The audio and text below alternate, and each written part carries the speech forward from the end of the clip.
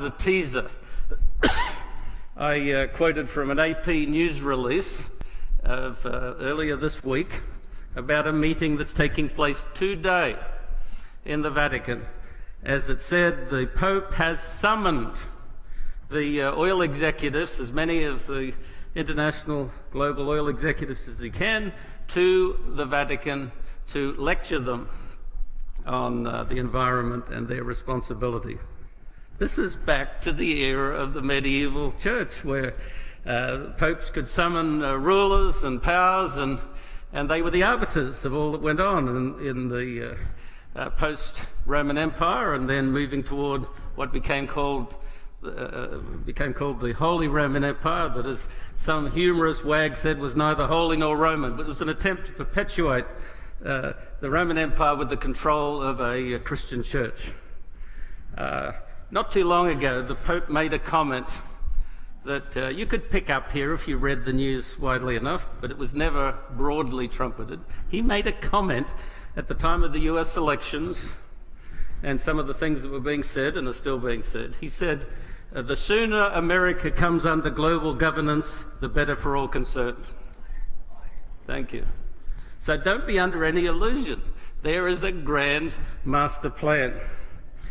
2.5 years ago, the Pope of Rome came to the US, which in itself was an amazing stroke of history. Remember John Adams' comments.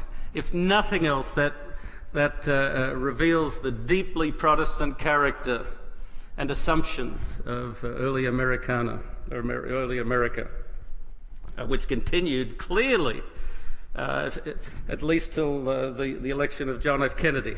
And as a young fellow, I can remember, even from as distant a shore as Australia, the paranoia that swept over Protestant America at the possibility of a Catholic president who would answer to the Pope. Well, it turned out not to be the dynamic, thankfully. He was quite a good president in many regards. Certainly didn't give way to the demands of the Catholic Church, and made some very good public statements about the separation of church and state and the freedom of all peoples. But it was a sign of the rise to dominance of Catholic interests in the United States. And you know, we've come a long way, but in spite of that, then, to have now the Pope standing before Congress, for the first time a religious leader, not just a Catholic leader, spoke to the assembled legislators. Never happened before. Very rare that anybody spoke to them, period. You know, we'd had Netanyahu embarrass everyone, I think, by a very partisan address not long before. But before that, there'd been an attempt to invite the Dalai Lama, and that was vigorously turned down as being too divisive. The only other attempt that I know of to bring a religious leader, the last king of Hawaii was one of the ones that spoke to the joint session, the Marquis de Lafayette, shortly after the American independence, spoke technically to the joint session, but he spoke separately to the two houses, but they called it addressing them. And there've been, you know, a few other leaders, but it was without precedent to have this moral leader of the world, if you like, speak to them.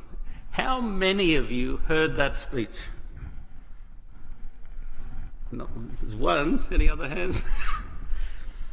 This is really why I'm taking this topic this morning, because I believe Seventh-day Adventists are AWOL on this topic. Totally AWOL. The day of the speech, well, the day before the speech, I'd been at 3ABN, and I was commiserating with them how I hadn't been able to get a ticket in to hear the speech, because it's this very small chamber, and each congressman or senator was only given 2 seats to give away, so it was very short, thank you, short possibility to get in. And they said, oh, we have tickets. Well, it turned out they didn't. They were only general tickets to get in to be the audience in the front of the Capitol, but that meant that I went.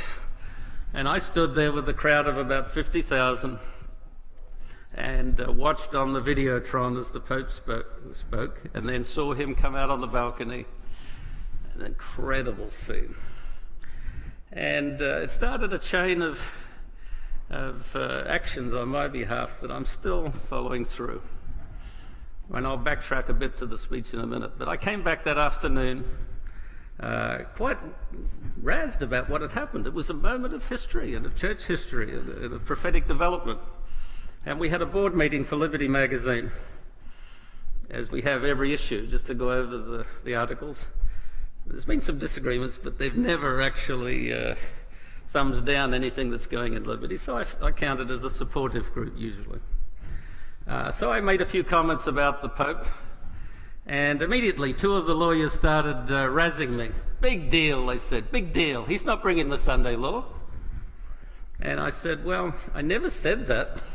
Great Controversy doesn't say that, but he's certainly part of the dynamic, a huge part of the dynamic in preparing the way for it and promoting it. But he's not the one. If you know your Ellen White, she says that it's the leading churches of the United States uniting upon such points of doctrine as are held by them in common when they move upon the government to sustain their institutions and support their decrees, Sunday law. She says, then Protestant America will have formed an image to the Roman hierarchy, and civil penalties upon dissenters will inevitably follow.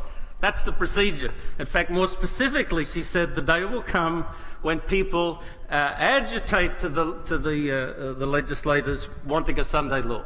They demand it. So we're not quite in that phase, but we are in the phase of this revitalised politico-religious power that is urgently demanding Sunday legislation. You've been asleep if you haven't heard them calling for that. So anyhow, we had this dialogue that was not friendly from my point of view. I was aggravated that, why would they mock such a tenet of Adventism?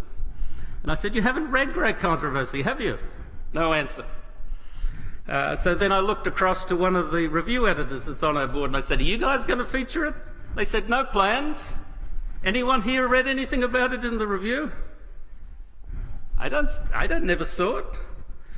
And so I did the rounds of all the major departments and administrators, and I won't name who they were. Nobody seems to have listened to the speech, or more importantly, read the document that lay behind it. So let me just tell you what the speech itself was. I found it, and I'm from Australia originally. I didn't even grow up in the US. Well, I grew up here, but I wasn't born here. I came as a teenager. I found it offensive. I know history, at least enough to get me by. And the Pope stood up there. You would think as a supplicant in a once Protestant society, never a Protestant government. And that's the argument that Liberty's always pushing, that this was a secular republic that was dedicated to guaranteeing religious freedom and a presumption that it would remain a Protestant society, which it not particularly is anymore. So the Pope stood up there, not sort of cap in hand, arrogant, because if you read and listened to the speech, he lectured them about their stand as consumers and abusers of the world's trust and so on. He's against capitalism, which is not necessarily to be equated with Christianity or Protestantism, but rather high-handed of him to take that stance. And his speech centered around four individuals.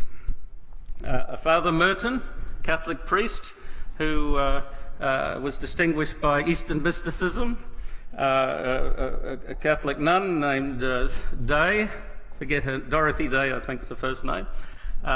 She was distinguished as a socialist, secularist, and then two American historical figures, Martin Luther King, good choice, human rights and so on, and then Abraham Lincoln. What do you know about the death of Abraham Lincoln? The assassination. Anyone want to, just in a nutshell, how did it come about? How was he assassinated? Who assassinated him? And? The plot was hatched at the boarding house. Right, he knows it. It's not generally known.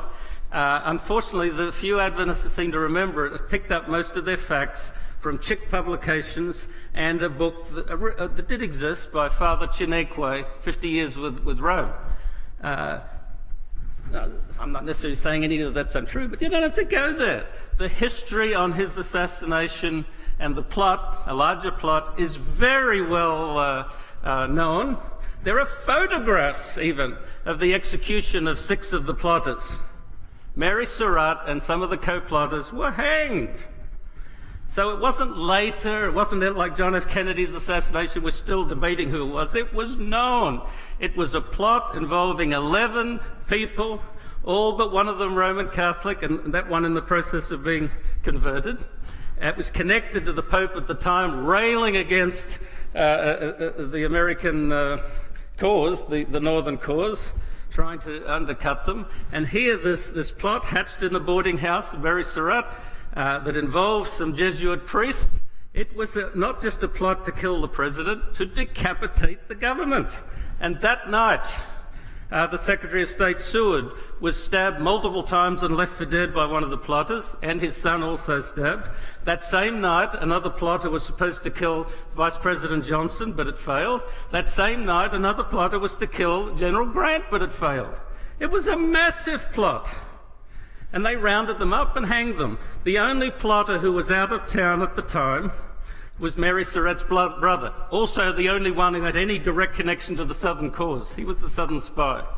And he lit out of town, fled to Canada, Jesuit priests sheltered him, and he made his way to Rome and joined the Pope's bodyguard.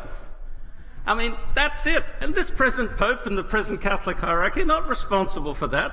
But you would think there'd be some embarrassment, wouldn't you? And I believe it was like, wave it in front of them, see if they notice. That's my take on it. It's just bad taste. Bad taste. But let me tell you about the document. And again, most that lies behind the speech. And by the way, in the speech, I even watched him. He did a 3-part 666 sign. Now, your kids know all of this, not necessarily about the Pope. Any number of pop stars, they're doing Kabbalistic 666 and other signs all the time. And I believe this is just a subtext. Amazing what we're living through. But the document that lay behind the speech is still with us. And it's the document they're discussing this weekend. I can guarantee it. Because it's called Laudato Si, praise be to thee. It's a document on the environment. It's an encyclical. One of the most important documents that a Pope can issue. It was issued the same year as the Pope's visit, 2015. 2015. And it starts off very interesting. It's beautifully written. I was reading it again last night. And I read a lot of papal documents. Some of them are a bit arcane and obtuse. This one's very plain, very long. Depending on how you page it, it's up to about 120 pages long. But it starts off by saying that this is a document not addressed to Catholics, just, not addressed only to Christians. This is a document to the world. And the issue is the environment. It says the world. In fact, I'll read it so you don't think I'm exaggerating any of this.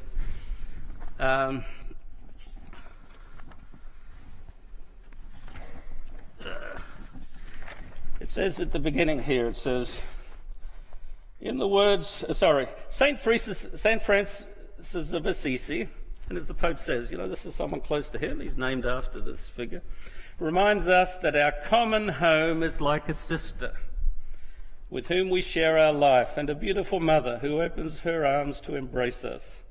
Praise be to you, my Lord, through our sister, Mother Earth. Because pagans love that sort of talk, who sustains and governs us and who produces various fruit with coloured flowers. It says, this sister now cries out to us because of the harm we have inflicted on her by our irresponsible use and abuse of the goods with which God has endowed her. And then it quotes Romans 8:22, that she groans in travail. That's getting on to the expectation of the second coming. And he says, and I've got to summarize some of it, but he says, our very survival is at stake as humankind. This is not just a matter of factionalism. if we don't do something, we'll all die. There'll either be none of us, or the future is so blighted that it will be irrecoverable. So as a matter of human survival, we need to join together and change the natural order for survival. And then he theologically picks up a track that Adventists should find interesting. And I know some Adventists know this, but generally we don't discuss it much. I'll pick up on page 18, for example. The pagination is very poorly marked on this. Page 18, under the heading, The Gospel of Creation. It says, this responsibility for God's earth means that human beings endowed with intelligence must respect the laws of nature and the delicate equilibria existing between the creatures of this world. For, quote, he commanded and they were created, and he established them forever and ever. He fixed their bounds and he set a law which cannot pass away. What law might that be? The laws found in the Bible dwell on relationships, not only among individuals, but also with other living beings. And then the Bible, you shall not see your brother's donkey or his ox fall down by the way and withhold your help. If you chance to come upon a bird's nest in any tree on the ground with young or eggs, or the mother sitting upon the youngs or upon the eggs, you shall not take the mother with the young. Respect for nature. And curiously enough, the Protestant world in this country have dallied with dominionism. In other words, rape the earth, take everything from it because we've been given control over it. He's challenging an American Protestant view with this. He says, along these same lines, rest on the seventh day is meant not only for human beings, but also so that your ox and your donkey may have rest. Clearly, the Bible has no place for a tyrannical anthropocentrism unconcerned for other creatures. And then he says, next page, in the story of Noah, where God threatens to do away with humanity because of its constant failure to fulfill the requirements of justice and peace. And then Genesis 1:13, it says, I have determined to make an end of all flesh, for the earth is filled with violence. These ancient stories, full of symbolism, bear witness to a conviction which we share today, that everything is interconnected. Common good. Hold that thought. You will hear it over and over again. Common good.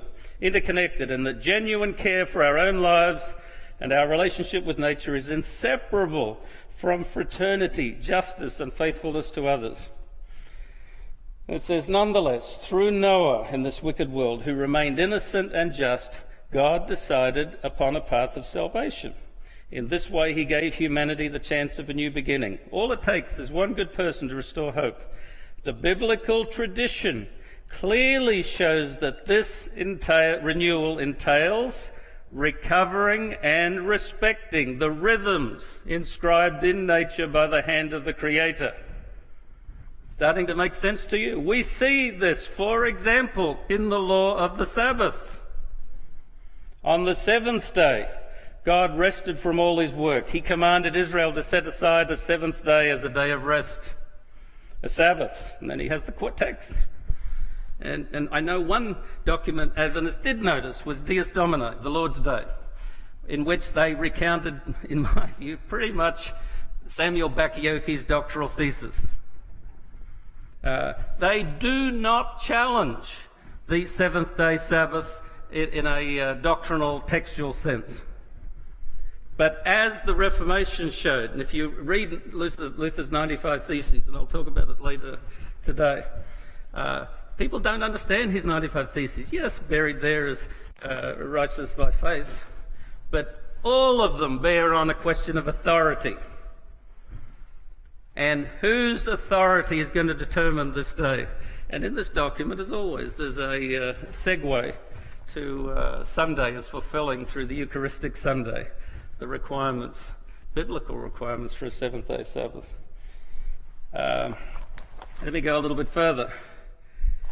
In case you think that he's just talking theologically. And page 31, for example. I didn't realize when I looked at how small the page numbers are. Page 31. He says, all of this shows the urgent need for us to move forward in a bold cultural revolution. Science and technology are not neutral. From the beginning to the end of a process, various intentions and possibilities are at play and can take on distinct shapes. Nobody is suggesting a return to the Stone Age, but we do need to slow down and look at reality in a different way, to appropriate the positive and sustainable progress which has been made, but also to recover the values and the great goals swept away by our unrestrained delusions of grandeur. He's talking about resetting the world. And I thought that was the quote, but I marked it. He actually, page 43, I think it is, he actually says it. Page 43.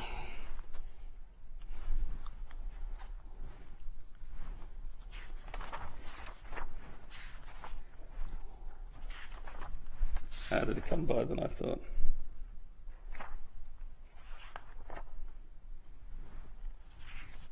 Here he says,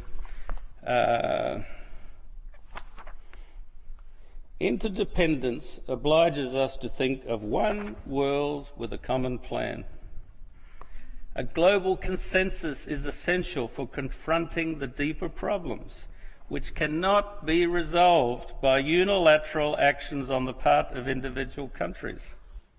That's very interesting.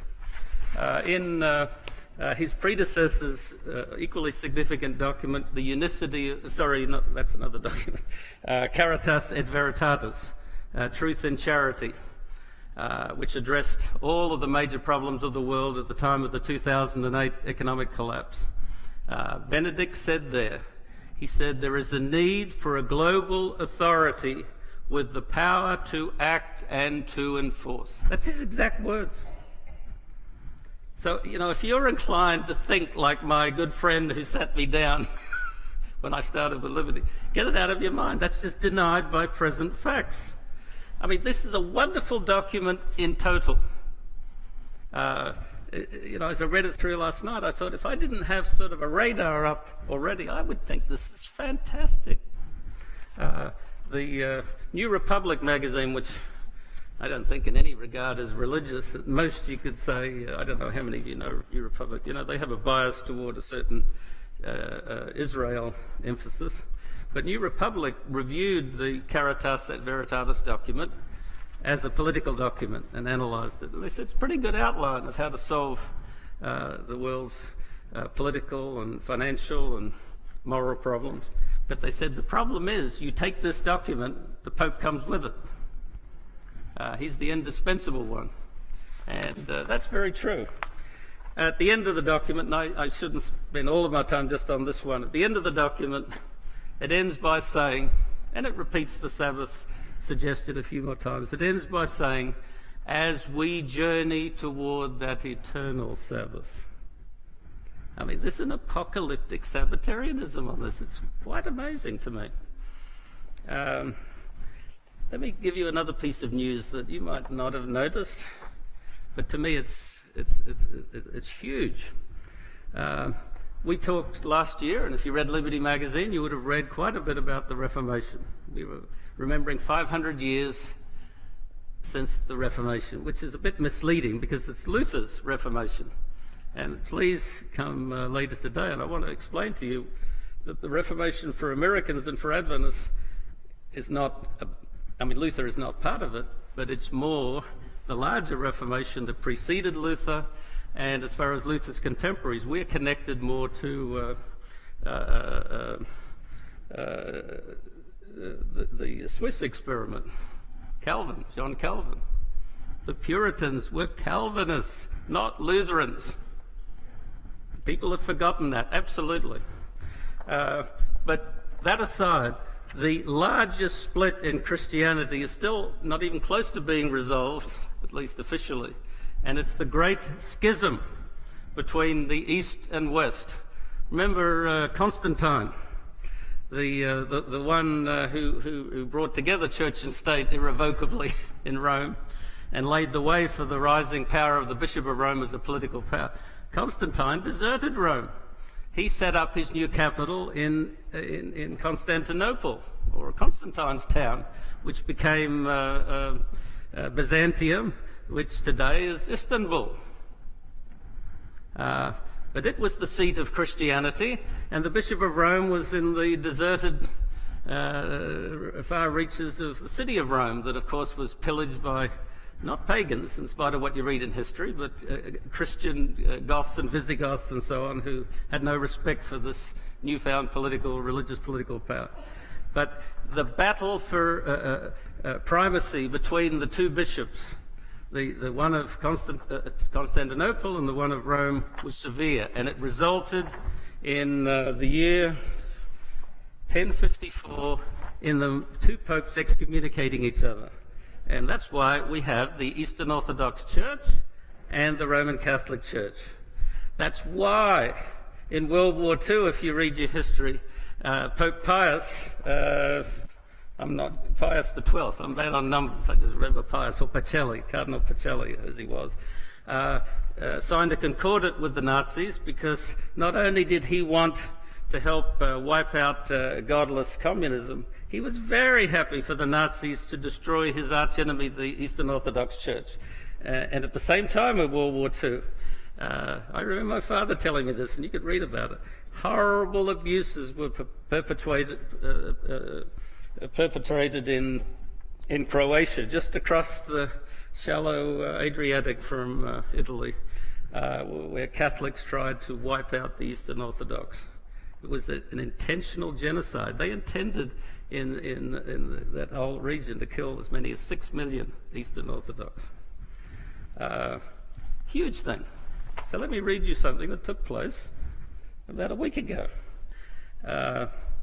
This is an address of His Holiness Pope Francis to the delegation of the Orthodox Patriarch of Moscow. The religious world is bubbling and boiling at the moment. You have no idea, probably. For example, just as a backdrop to this, only a few months ago now, Vladimir Putin stood alongside the Patriarch of Moscow, head of the Russian Eastern Orthodox Church, who has an office in the Kremlin now. That's how close church and state are there. And jointly they announced a religious crusade against terrorism. That, more than anything, describes why they're in Syria, facing off the West. So here, the leaders of the Eastern Orthodox of Moscow are in Rome meeting with the Pope. And this is what he said to them. I'll read it all, because it's only 2 paragraphs. But it's incredible. He says, "Thank you so much for your visit." This was on May 30.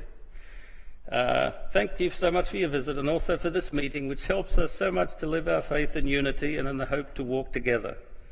I am happy to take the road of unity with you, the only road that promises us something certain, because the path of division leads us to war and destruction. And before you, I would like to reiterate, in a special way before you, my dear brother, and before all of you, that the Catholic Church will never allow an attitude of division to arise from her people. We will never allow ourselves to do this. I do not want it. In Moscow, in Russia, there is only one patriarch, yours. We will not have another one. And when some Christian Catholic faithful, be they lay people, priests or bishops, raise the banner of uniatism, in other words, one single church, which does not work anymore and is over, then it causes me pain. The churches that are united in Rome must be respected. But unitism as a path of unity is not valid today. And Adventists are still thinking of the old ecumenical movement as the move toward one single church. Not valid today. Instead, it brings me comfort when I find this: the extended hand, the fraternal embrace, thinking together and journeying. Ecumenism is made by journeying. We walk, some think, but this is not right, that there must first be doctrinal agreement on the points of division, and then the journey. This does not work for ecumenism, because we do not know when our agreement will come. I once heard a man of the church, a man of God, say, "I know which day a doctrinal agreement will be signed." They asked him, "When?" "The day after the coming of the glorious Christ," he answered. We must continue to study theology to clarify the points, but in the meantime, let us walk together. Let us not wait for these things to be resolved in order to walk. No. We journey together and also do this, but walking in love and prayer, as in this example of the relics. Prayer together for each other in dialogue. This is so good. And then he concluded and he says, in a couple of words to finish, one on the respect of Catholics toward you, Russian Orthodox brothers. The Catholic Church, the Catholic churches must not get involved in internal matters of the Russian Orthodox Church, nor in political issues. This is my attitude and the attitude of the Holy See today. And those who meddle do not obey the Holy See. This regards politics. The second thing, piety. It is important that we pray for each other, also in personal prayer. We know new brothers and sisters, and then there is also personal prayer. I would like to say something to you. When we met with the Patriarch, he sent me a relic of Saint Seraphim. I keep that relic on my nightstand, and at night before going to bed and in the morning when I get up, I venerate it and pray for our unity. Pretty nice speech, isn't it? But when you remember the chasm within Christianity, when you remember the actions of one of his predecessors in World War II, this is massive. But they're telling you how it's done. No attempt at doctrinal unity, it's just an attempt at accepting, as long as you accept the primacy of the Pope as sort of the chairman of the board. That's what it's about. And everywhere they go, they're making friends. They're diffusing old alliances. When I was in Australia in excuse me, in the 70s and early 80s, and I wish I could remember the year, but I think it was before the turn of 1980, there was an experiment in unity called the Uniting Church. There were about 4 major denominations that united organisationally, renamed all their churches, and they became the Uniting Church, which, as the Pope said, is not the way they're going forward now. But it was interesting for me to see how that was played out PR-wise. There was a succession of church leadership, Protestant and Catholic, that came to Australia, were on the media and explaining church history. There were TV programs that retold the story, basically as disobedient Protestants foolishly separating from the good old Mother Church. But on one occasion, the Archbishop then of Canterbury came out, and he said exactly as the Pope says. He says, you know, the theologians, he says, they argue about these things. He says, but that's not where real unity takes place. He says it happens when one congregation meets with another and they have afternoon tea. I guess it'd be coffee here. He says, let the theologians argue about it.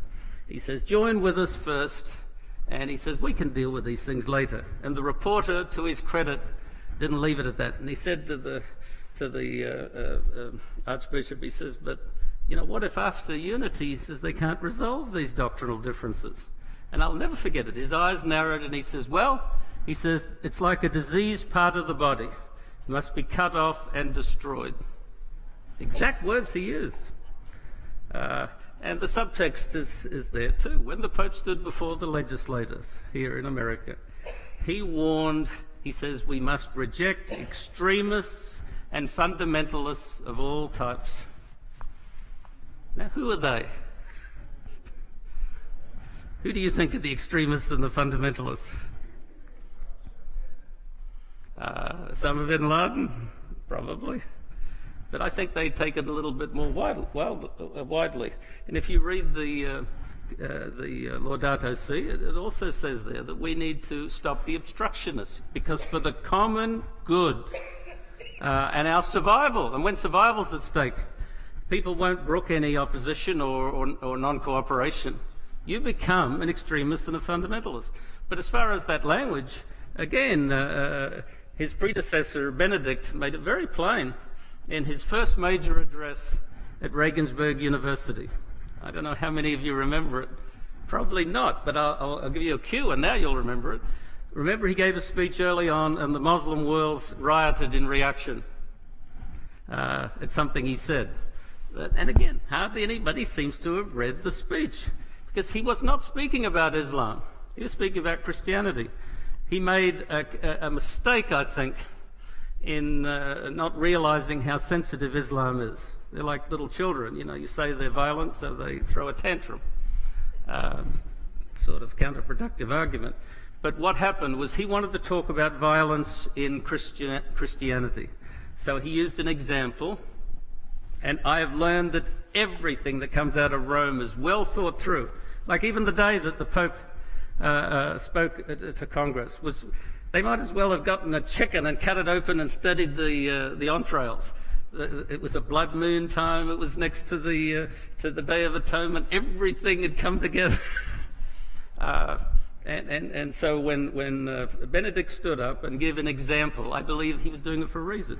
The example he quoted was a dialogue between the Byzantine emperor, remember the Great Schism, and the invading, besieging army of Muslims, Iranian Muslims, which is the apocalyptic moment within the rise of Islam when they conquered the old Persian Empire. And to this day, America doesn't seem to notice that Iran is not an Arab nation. They're another culture totally who believe they are superior to the desert Arabs. But that's another thing. But anyhow, he purposely chose a dialogue from that era representing the shift within Islam and the dying away of the old regime. And in dialogue, they talked about violence. And the emperor said that Islam had violent propensities. Well, he said what he said. But using that example, the Pope then went on to discuss Christianity. And you have to follow his logic because it's full of fallacies. But if you accept the fallacy, then what he said is dangerous. Because he said Christianity too was once violent. Now you and I know that's not true. What's the record of history? That the persecuting Romans said that the Christians went passively to the lions. They did not have the reputation in the very early stages of Christianity of any sort of violence. They hardly even ran away from persecution, other than going into the catacombs just to be out of sight. But accept the Pope's point. They were violent. I think he's thinking back to post-Constantine. But he says they were violent. But he said what made them non-violent was adopting Hellenistic rationality. Now that's code for you. I could say paganism. In other words, the philosophy and the ways of thinking of the Greco-Roman world. And I think he's half right. That is what changed Christianity. And then he shifts gears and really drops the clunker that no one seems to have picked up on. He gave the rest of his speech was three imminent threats of incipient violence in Christianity. The second two that I was baiting you on when I started were variants on what the Catholic Church have said is the overarching threat of secularism, because that's where that logic that we're really secularism's our huge enemy comes from. It's a Catholic monomania. But the first point, very troubling to me, and I pretty much remembered it. This is what he said: the reformers. Now, who did he mean? This is Luther, Calvin, Protestant reform. The reformers, by their insistence on sola scriptura, exposed Christianity again to violence. Go back to this present Pope's statement. Extremists and fundamentalists, you got it. If you believe in the Bible only, as the radical Islamists do with the Quran, you know, the Quran, whatever it says, you do it unthinkingly. And that's what they're trying to characterize Bible-believing Protestant with a capital P, not the lowercase like we mostly have people as. You're someone that unthinkingly will take this book that in the Middle Ages, for good reasons, to protect the simple people from mindstorms, you know, they wouldn't be allowed to look at it. And so here the foolish Protestants take a book that if you read Catholic writing, they take full credit for protecting it, and they're half right. It's on their authority that it's assembled and protected. But they know better. The Church Fathers and the authority of the Pope is also a massive part of how you interpret these troubling books. But if you are inclined to go freelance and challenge the old church or challenge the state or whatever it is, saying that you got it from your book, you ought to be acquainted with the fundamentalists and extremists that we see in the Middle East now. People that are under no law protection. There's no Geneva Convention protecting terrorists. You know, waterboarding's the beginning of troubles if you're ever seen to be as such. And about that same time, I remember watching on television Jerry Falwell and Reverend Sharpton, whose name had dropped me lately, but it'd come to me now. I saw them on TV together, discussing some of their common points, and they were talking initially about anti-abortion. You know, it's a good enough moral cause. But in the discussion, Reverend Sharpton diverted a bit, talking about social justice, inner city issues, and so on. And it bothered Falwell. So I was watching this. I never saw anything like it. He turned to him, and no prelude at all. This is exactly what he said. If you think that, he says, you are not an American, you are not a Christian, you are a terrorist sympathizer. So again, we don't have to imagine. They're ready, some of these people, once the Pope's efforts on the environment kicks in. If you are not going along with the Eucharistic Sunday as a matter of international survival, and you say, well, that's the Lord's seventh-day Sabbath, well, Jewish Sabbath or whatever, you know, why would you disrupt our efforts to save all of mankind? You know, for the common good, we can't abide such a thing. That's what's going on. A few years ago, about a year before the Pope's speech before Congress, I went to an all-day seminar at Catholic University in Washington. It was at a time when the Catholic Church was really bumping up against the Obama administration, and probably correctly, on you know, their adoption policies or restricting Catholic adoption policies and so on. But I went there to hear Cardinal Dolan, who at one time I had thought would be the next Pope. He certainly could have united the bumptious American Catholic faction with Rome's conservative agenda. And he's a very charismatic guy, so I wanted to hear him. So I went with a couple of lay people, and it was a room about this size, actually. And there was a lectern like that, and there were 3 tables in front of it, but other than that, it was chairs. And there was a full day's program, but he was the first speaker. So these laymen said, where do we sit? And I said, let's sit at the front. So we sat right under his nose on the table.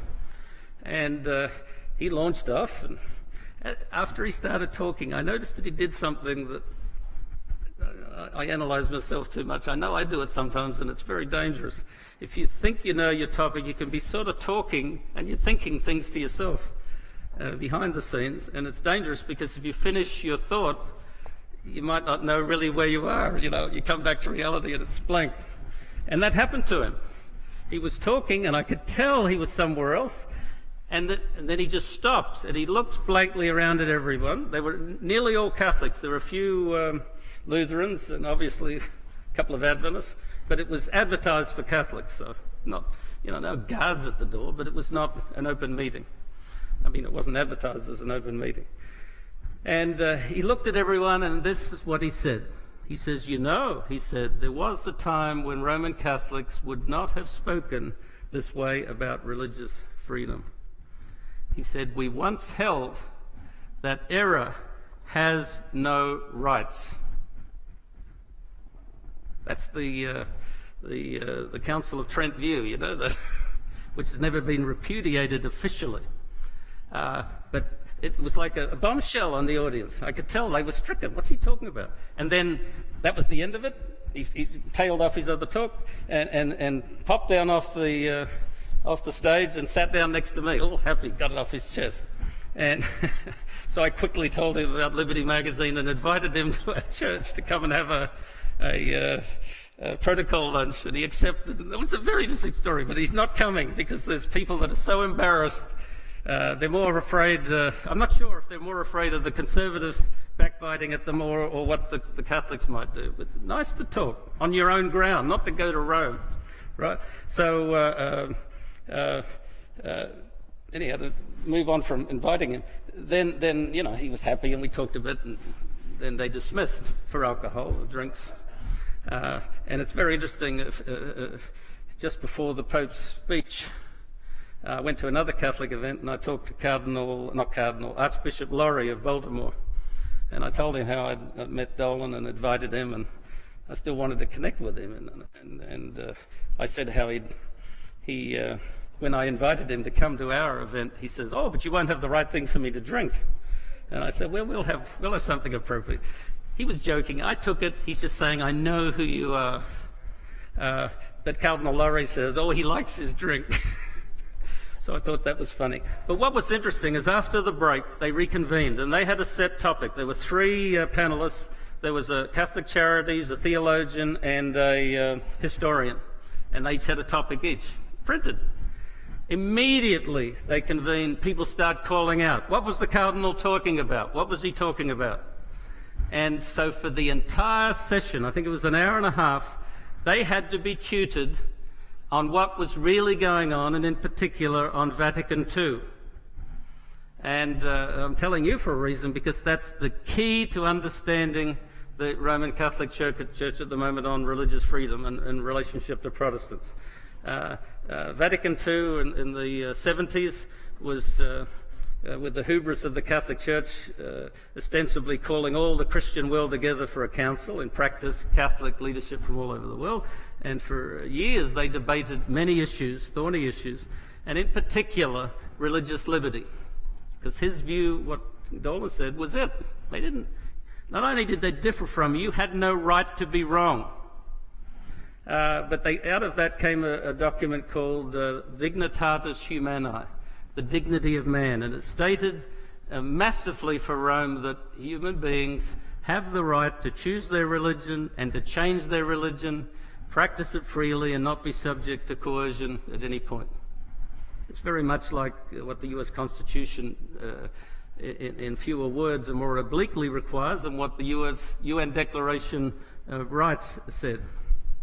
But you have to know that some of the participants, popes among them, John Paul II, Benedict in particular, for years have been working to undo Vatican II. They have buyer's remorse. They're not happy. And even within the Catholic community, there are many Catholics that believe they were sold down the river by Vatican II. And someone that you might know, Mel Gibson, and you know his famous Passion film, he and his father were part of the faction that believed that they're in apostasy by Vatican II. They want to go back to the good old days. So it was very educational for the Catholics, and I think for us to remember, Vatican II was not feigned. I think it was a little opening of the window for Catholics themselves, and in Latin America particularly, it created a window of opportunity for evangelical Christianity and Adventists, of course. But there's buyer's remorse, and my view is watch how they undo Vatican II. At some point they're going to say this was ill-considered, and it has to be really qualified by this overarching historical view that we cannot in this world allow the luxury of people being wrong about such important things. And I'm getting to the end of the time, so I'll just reiterate. Rome has been important for Adventists because we're the inheritors, we say, of the Reformation, but in reality there are many strands of the Protestant Reformation, most of which have lost their way or lost their sense of history. Great Controversy is still an operative book within Adventism, while most people haven't read it, and it defines very closely our understanding of Rome historically and the role that it will play in the future, and I believe each of us should read it again.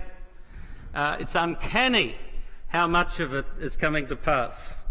Well, I won't go and quote from it, but you look at it, it's just amazing. So you might as well be giving a daily commentary on what's happening now.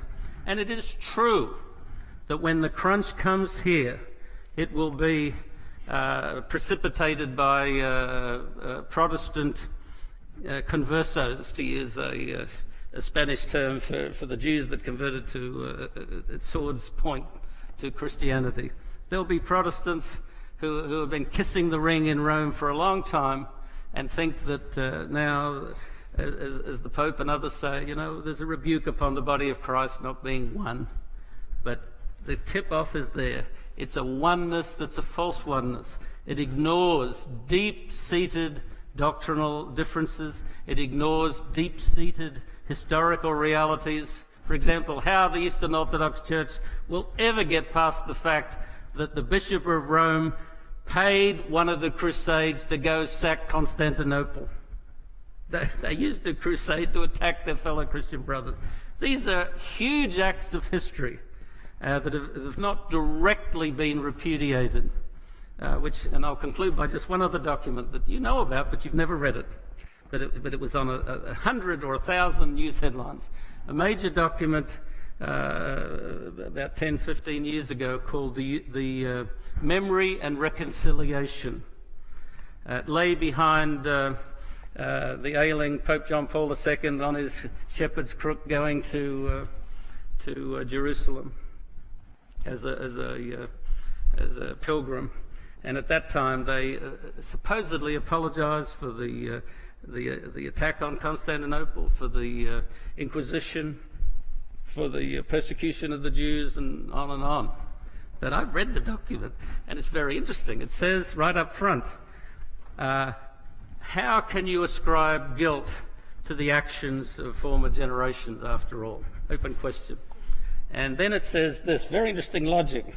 It says, just as Jesus Christ, holy and undefiled and incapable of error, took upon himself the sins of fallen human beings, so the magisterium, which is their code word for the innate, elevated, God-given authority of Rome, so the magisterium will apologize for the action. The magisterium, holy and undefiled and incapable of error, will apologize for the actions of sinful, fallen human beings. In other words, people that call themselves Catholics did this, but the church itself has no guilt. And then at the end it says, we have apologized. This calls for reciprocity from Protestants. Very interesting. We're in a really wild time, in my view. And unless you've got an anchor and a hook in history, in theology, in prophecy, and for our position, in great controversy, which lines it out about as good as you can get, unless you stick with that, you will be deceived. I can guarantee it. And Ellen White, not by chance, and last night Nick did allude to this, Ellen White over and over says that at the end of time, it's the nominal Adventists that are our enemy. Within the church, people that have bought into these other models, that are not convinced on either Sabbath or our prophetic role or whatever, will ally themselves with these other forces and be the most cruel at times against us. And I think it's these people that say, big deal, not bringing us under, new model, we're against secularism.